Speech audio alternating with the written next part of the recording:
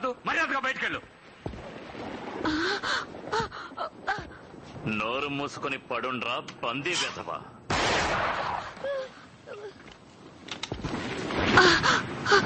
నిన్ను చిన్నతనంలో ఇక్కడ వదిలిపెట్టేప్పుడు చూశాను హ్యారీ పాటర్.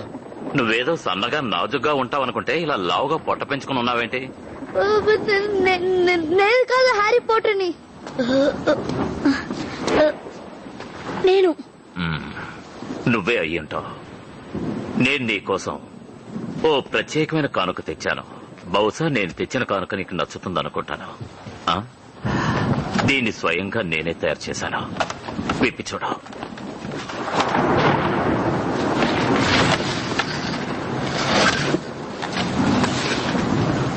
Thank you. సరిగ్గా ఈ రోజుతో నీకు 11 ఏళ్ళు వచ్చాయనుకుంటాను. అవునా?